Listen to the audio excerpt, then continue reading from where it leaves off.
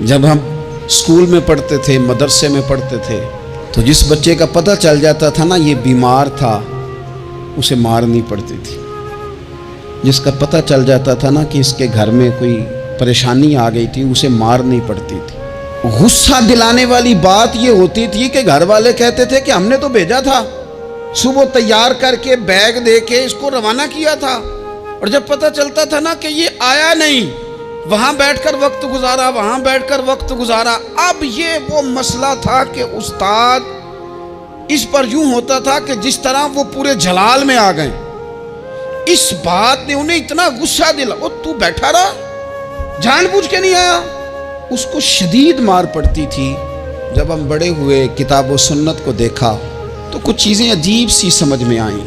سیاستہ میں حدیث موجود ہے کہ صحابہ کرام علیہم رضوان فرماتے ہیں کہ ایک جنگ کا موقع تھا، تو وہ رستے بڑے سخت تھے، دشوار گزار گھاٹیاں تھیں، بڑی مشکل سے ہم نے وہ راہیں طے کی۔ ہمیں لگا کہ اس جہاد پر ہمیں بہت اجر ملے گا، اور پھر ہمارے دلوں میں یہ بھی خیال آتا تھا کہ فلاں فلاں فلاں فلاں تو صحابی آئے نہیں، وہ تو گھر میں رہے۔ اللہ کے محبوب صلی اللہ تعالیٰ علیہ وسلم نے ہمارے ان خیالات کو بھانپا اور کریم فرمانے لگے تمہیں اس جہاد پر بڑا اجر ملے گا، لیکن یاد رکھنا تمہارے کچھ بھائی ہیں جو گھروں میں بیٹھے ہیں، مجبوریوں نے، آزمائشوں نے، پریشانیوں نے، عذر نے انہیں آنے نہیں دیا۔ جتنا تمہیں صبر کر کے، مشقت جھیل کے، سفر کر کے جہاد کا ثواب ملے گا، اتنا ہی انہیں گھر بیٹھے بیٹھے بھی ثواب ملے گا۔ آئے نہیں، یہ کس بندے کا معاملہ ہے جو عذر والا ہے؟ اور اگر کسی کے اجتہاد میں غفلت ہو گئی، حضرت کعب بن مالک رضی اللہ تعالیٰ، یہ بھی صحیح بخاری میں، کل چلا جاؤں گا، حضور تو جہاد پہ چلے گئے لیکن اجتہاد میں غفلت ہو گئی، کل چلا جاؤں گا، پرسوں جاؤں گا، ترسوں، فرماتے میں جا ہی نہیں سکا، حضور واپس آ گئے۔ جن منافقوں نے جھوٹ بولے جا کے کہ یہ مسئلہ ہو گیا تھا، یہ مسئلہ ہو گیا تھا، ان کو تو مل گئی معافی، لیکن میں چونکہ مخلصین میں سے تھا خدا کے فضل سے، اور ہو گئی تھی غفلت، 50 دن نبی کریم مجھ سے ناراض رہے۔ 50 دن اللہ کے لیے کہ تو رب کے رستے میں جہاد کرنے نہیں آیا، 50 دن حضور ناراض رہے۔ فرماتے تھے مدینے کی گلیاں میری تھیں، سب میرے اپنے تھے، پر کریم جو ناراض تھے تو کوئی پھر سلام بھی نہیں لیتا تھا۔ مجھے یوں لگتا تھا کہ مجھے دیکھ کر ہوائیں اور فضائیں بھی رستے بدل جاتی ہیں۔ 50 دن میں مسجد میں آتا تھا، جب میں چہرہ ادھر کرتا تو حضور مجھے دیکھتے، اور جب میں حضور کو دیکھتا تو کریم چہرہ بدل لیتے، میں ویکھاں تے یار نہ ویکھے، تے جدوں نہ ویکھاں ادوں ویکھے، ایڈے نصیب کتھوں تتڑی دے، میرے وچ ویکھن دے ویکھے، غلام فریدہ بوئے یار دے مرنا ہے پاویں ویکھے یا نہ ویکھے۔ ختم ہو گئی بات۔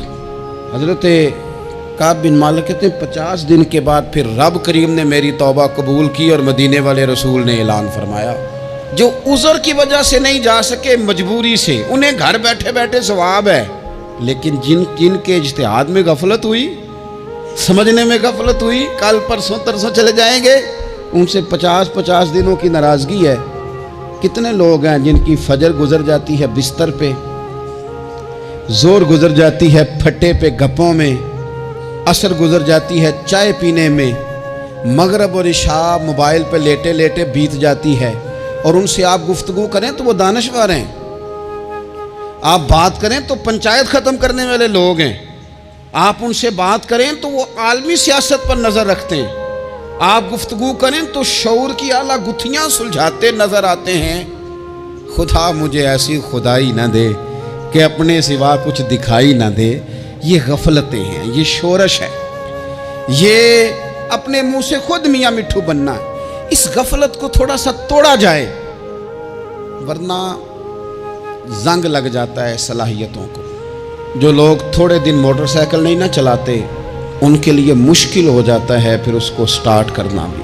ہمارے استاد کہا کرتے تھے جو لوگ پڑھاتے نہیں انہیں کتابیں بھولنے لگ جاتی ہیں، جو لوگ کوئی کام کرتے نہیں پھر وہ آہستہ آہستہ وہ زنگ آلود ہو جاتا ہے، وہ کہتے ہیں اب نہیں ہو سکتا تم سے، اب مشکل ہے۔ سجنوں، دوستوں، بزرگوں، بھائیوں، جو لوگ شروع میں عبادتوں کے عادی نہیں ہوتے، وقت ضائع کرتے ہیں، بڑھاپے میں دل کرتا ہے توبہ ہو جائے، لیکن اپنے ماتھے کو سجدے کی عادت ہی نہیں ڈالی، یہ جسم جھکنا اس کا عادی نہیں ہوا کہ رب کی بارگاہ میں جھکے، اس کا مزاج ہی نہیں تہجد پڑھنے کا، سارا کچھ ہو جاتا ہے۔ میں نے سیاست کرنے والے، پنچایت ختم کرنے والے، چودراہٹ کرنے والے، وزاداری رکھنے والے راتوں کو تہجد پڑھتے بھی دیکھے ہیں، میں نے قرآن پاک سے پیار کرتے دیکھے ہیں، میں گواہ ہوں بہت سارے لوگوں کا، یہ کام ہو جاتا ہے۔ شرط یہ ہے کہ بندہ اپنی غفلت کی پٹی تھوڑی دیر کے لیے کھولے۔ دوسری بات یہ کہ ہم خوش فہمیوں میں بڑا زندہ ہیں، بڑا اوہو، یعنی 2 4 5، کچھ لوگ کہتے ہیں اللہ کریم بڑا ہے۔ اللہ اگر کریم بڑا ہے نا میرے بھائی، تو نبی پاک صلی اللہ علیہ وسلم نے فرمایا وہ بڑا بیوقوف ہے جو خدا کی رحمت کی امید بھی رکھے اور اللہ کو ناراض بھی کرے، تو بیوقوف بندہ ہے۔ اگر وہ کریم ہے تو پھر تو محبت میں ہی اس کی بات مان، بات تو پھر بھی نہیں مان رہا۔ کچھ لوگ کہتے ہیں نبی پاک صلی اللہ تعالیٰ علیہ وآلہ وسلم شفاعت کریں گے، بھئی ہمارا تو سہارا ہی اس بات پہ ہے، حضور سفارش کریں گے، پر نبی پاک نے درجنوں جگہوں کہا ہے جو میرے طریقے پہ نہ چلے فلیس منا، مجھ سے نہیں۔ حضور نے فرمایا جو بڑے کی توقیر نہ کرے، چھوٹے پہ رحم نہ کرے، وہ مجھ سے نہیں۔ فرمایا جو ملاوٹ کرے وہ ہم میں سے، تو یہ حدیثیں بھی تو یاد رکھو نا۔ شفاعت کی بات انکار نہیں، حضور گناہگاروں کی ہی کریں گے، لیکن یہ حضور نے جو ہمیں اسباق پڑھائے یہ کس لیے پڑھائے؟ یہ بھی تو ہماری سمجھ کے لیے ہے نا۔ یہ ساری چیزیں ہم نے غفلت بنا کے اپنے اوپر اوڑھ لی۔ اور پھر سب سے بڑی بات یہ، جو لوگ جنت کے وارث اور مالک ہیں نا، کریم محبوب نے فرمایا یہ جو میری بیٹی فاطمہ ہے جنتی عورتوں کی سردار ہے، تو یہ تو جنت کی مالکہ اور وارثہ ہیں، وہ تو ساری رات ہی نماز پڑھتی تھی، تو سارا دن عبادت کرتی تھی، پاک سب سے زیادہ تو ان کو تھا، تو یہ تو 1 منٹ کے لیے مصلی سے جدا نہیں ہوئے۔ اور جنہوں نے صرف امید لگائی ہے، کوئی ان کے پاس ڈگری نہیں، وہ بن کے بیٹھ گئے ہیں، وہ کہتے ہیں جناب جنت، مطلب ہم جسے کہیں گے معاذ اللہ وہ جائے گا، دوسرے کو جانے دیتے ہیں۔ اپنی زندگی میں خوش فہمیاں نہ لائیں، یہ غفلت پیدا کرتی ہیں۔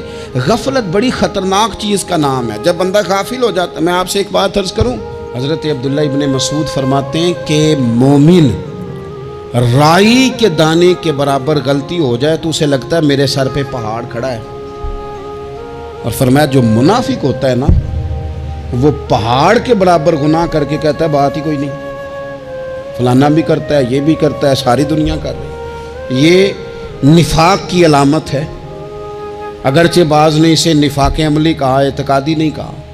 عزیز دوست، جب آپ چھوٹی گناہ چھوٹی غلطی کرتے ہیں تو پھر وہ چھوٹی چھوٹی غلطیاں پہاڑ بنتی ہیں، چھوٹی چھوٹی۔ وہ حضور نے فرمایا نا، جب تو ایک گناہ کرتا ہے تو تیرے دل پہ ایک دھبا لگتا ہے، نہ توبہ کرے تو دوسرا لگتا ہے، نہ کرے تو تیسرا، پھر دل کالا سیاہ ہو جاتا ہے۔ چھوٹی چھوٹی غفلتیں بڑی غفلتوں کو جنم دیتی ہیں، چھوٹی چھوٹی کمزوریاں بڑی کمزوریوں کو لے کے آتی ہیں۔ اسی طرح بخاری مسلم میں حدیث ہے، نبی پاک صلی اللہ تعالیٰ علیہ وسلم نے فرمایا کچھ لوگ کھلم کھلا گناہ کریں گے قیامت کے قریب۔ اعلانیہ، یا رسول اللہ صلی اللہ علیہ وسلم وہ کس طرح؟ تو حضور فرماتے ہیں انہوں نے رات کو غلطی کی تھی، رب نے ان کی غلطی پر پردہ ڈال دیا، انہوں نے سویرے اٹھ کے خود لوگوں کو بتانا شروع کیا، اور دیکھا میں نے رات یہ کیا، معاذ اللہ۔ فرمایا جب انہوں نے اللہ کے پردے کو کھولا تو پھر رب نے بھی ان کا پردہ کھول دیا۔ او میرے دوستو بتاؤ نا، جس کے رب پردے کھول دے پھر کون ہے جو اس کی پردہ داری کرے؟ کون ہے جو پردہ پوشی کرے؟ حضور فرماتے اس نے کھلم کھلا گناہ، فخر سے بتاتے ہیں لوگ یہ کرتا۔ میں بڑے ادب سے عرض کروں گا بزرگوں کی خدمت میں، جو بڑی عمر کے ہیں، جن کی اب اولادیں ہیں، اگر ان کی زندگی میں کچھ ایسی کمزوریاں ہیں تو بچوں کو سمجھانے کے لیے بھی اس کو ڈسکس نہ کریں، ہم یہ کرتے تھے، ہم یہ کرتے تھے، اس کا کوئی فائدہ نہیں، یہ ہم کر کے دیکھا ہے سارا کچھ۔ نہ نہ نہ نہ، جس طرح گناہ ہے اس طرح گناہ کا اظہار بھی گناہ ہے۔ آپ ڈبل جرم کر رہے ہیں، آپ دلیر کر رہے ہیں سامنے والے کو کہ تو بھی کر، خیر ہے، بلکہ ایک نوجوان مجھے ایک دفعہ کہنے لگا جی ابا جی کہتے ہیں میں نے 35 سال یہ کام کیا ہے، یہ سب غلط ہے. تو میں نے ابا جی سے کہا چلو 15 کو سال مجھے بھی کر لینے دو، پھر میں بھی توبہ کر لوں گا. یہ ہم لوگوں کو دعوت دے رہے ہیں کہ غلط کام کرو. قرآن مجید کو آپ دیکھیں گے نا سورہ یاسین کے اندر یہ بھلا کفر کیوں ہوتا تھا، منافقت کیسے پیدا ہوتی تھی، بت پرستی کیسے عام ہوتی تھی. دنیا کے اندر ستارہ پرست، سورج پرست، چاند کی پوجا کرنے والے یہ لوگ کیسے پیدا ہوتے تھے؟ غفلت کی وجہ سے. جیسے جیسے یہ اللہ کی بارگاہ سے دور ہوتے جاتے، یہ مختلف قسم کی عبادتوں میں، شرک میں، کفر میں مبتلا ہوتے جاتے. قرآن مجید سورہ یاسین کے اندر ارشاد فرماتا ہے کہ اللہ تبارک و تعالیٰ نے قرآن مجید کو اس لیے اتارا ہے لِتُنذِرَ قَوْمًا مَا أُنذِرَ آبَاؤُهُمْ، تاکہ آپ ان لوگوں کو ڈرائیں جن کے باپ دادا کو نہیں ڈرایا گیا. اور نتیجہ کیا ہوا؟ فَهُمْ غَافِلُونَ، وہ لوگ غفلت میں چلے گئے. ڈرایا نہیں گیا، سمجھایا نہیں گیا، کسی نے سبق نہیں پڑھایا. تو میں آپ سب سے گزارش کروں گا کہ خیر کی بات بتاتے رہیں، خیر کی بات کہتے رہیں. خیر کی بات جو ہوتی ہے یہ فائدہ کرتی ہے ہمیشہ. تو غفلتیں اپنی دور کرنی چاہیے. دوسرا یہ ہوتا ہے، ایک تو انسان جب وہ دور ہو جاتا ہے چھوٹے چھوٹے گناہ کر کے تو غفلت آتی ہے. دوسرا قرآن پاک نے ایک اور مقام پر اس کا ذکر فرمایا ہے. وہ اس طرح فرمایا ہے کہ جو انسان کی پیاری چیزیں ہیں نا بعض اوقات، جن سے وہ لگاؤ پیدا کر لیتا ہے، جن سے محبت اس کی بڑھ جاتی ہے، وہ چیزیں بھی غفلت پیدا کرتی ہیں. ان میں 2 چیزوں کا تو قرآن پاک نے نام لے کے ذکر کیا ہے. ویسے وہ ڈھیر ساری چیزیں ہیں، 1 2 3 نہیں. سیاست بھی بندے کو غافل کرتی ہے، دوستوں کی کثرت بھی بندے کو غافل کرتی ہے، کھیل تماشا بھی غافل کرتا ہے، پیسے زیادہ آنے لگ جائیں تو وہ بھی بندے کو غافل کرتے ہیں، تعریف کرنے والے زیادہ ہو جائیں تو وہ بھی غفلت میں مبتلا کر دیتے ہیں. بندہ کسی کرسی پہ بیٹھ جائے تو پھر بھی ادھر ادھر دیکھنے کو تیار نہیں ہوتا. یہ ساری چیزیں غافل کرتی ہیں. لیکن 2 چیزوں کا نام لیا قرآن پاک نے، فرمایا یا ایھا الذین آمنوا لا تلھکم اموالکم ولا اولادکم عن ذکر اللہ. فرمایا اے ایمان والو، کہیں ایسا نہ ہو کہ تمہاری اولاد اور تمہارا مال تمہیں اللہ کی یاد سے غافل کر دے. مال اور اولاد، بیوی کو، اولاد کو ایک مقام پہ قرآن پاک نے دشمن بھی کہا ہے. کب؟ جب یہ تمہیں کہیں کہ حرام کما کے لاؤ، جب یہ تمہیں کہیں کہ ہمیں جس طرح کا مرضی مال دو، جب یہ تمہیں کہیں ناجائز کرو، یہ دشمنی کر رہے ہیں تمہارے ساتھ. یہ مال اور اولاد یہ بندے کو غافل کر دیتے ہیں. کاروبار کرنا، مال کمانا، بچے پالنا یہ ایک جز ہے زندگی کا، یہ کل زندگی نہیں. کل زندگی تو یہ ہے کہ آپ نے دین کے لیے کیا کیا، ملت کے لیے کیا کیا، ملک کے لیے کیا کیا، غریب کے لیے کیا کیا. کبھی کسی بندے نے جھونپڑیوں والوں سے پوچھا ہے کہ بارشوں میں تمہارا کیا حال ہوتا ہے؟ وہ کچی آبادیاں جہاں سے گزر کے ہم اپنے بچوں کو دکھاتے ہیں کہ یہ دیکھو یہ پرانے مکان سارے اسی طرح کے ہوتے تھے. کبھی ان لوگوں سے آپ نے پوچھا ہے جو ساری رات چھتوں کے نیچے بالٹیاں رکھ کے وقت گزارتے ہیں کہ چھت ٹپکتی ہے؟ ان سے پوچھا ہے کہ رات بچے سو پائے تھے کہ نہیں؟ اچھا جی بارش ہو رہی ہے تو پھر ہم نے کیا کرنا تھا؟ ہم نے گھر والوں کو پکوڑوں کا آرڈر دینا تھا، وہ وقت پہ دیا. ہم نے کہا تھا کوکنگ آج اپنی. یہ کب ہوتا ہے؟ جب قومیں غافل ہو جاتی ہیں مال میں، مزوں میں، اپنی ذاتی زندگی کے پیچ و تاب میں، پھر وہ اتر کر دائیں بائیں دیکھنا پسند نہیں کرتی. اللہ فرماتے ہیں مال اور اولاد کہیں تمہیں اللہ سے غافل نہ کر دے، کہیں ایسا نہ کر بیٹھنا کہ تم اس میں الجھ جاؤ پوری طرح اور تمہیں صرف اور صرف اپنے بچے یاد رہ جائیں. تجارت کرنی چاہیے لیکن ہم تجارت نہیں کرتے، بانی تاجر جاتے ہیں، ہر چیز کو تجارت کی نظر سے دیکھتے ہیں. ڈاکٹر آپ بنیں لیکن زندگی ساری ہی آپ ڈاکٹر بن کے نہ گزاریں، آپ کے کچھ اور تعلقات بھی ہیں، کچھ اور رشتے بھی، ان پر بھی تھوڑا غور کر لیں. غفلتیں تیزی سے آتی ہیں اور وہ آ کر کے ہمارے اوپر حاوی ہو جاتی ہیں.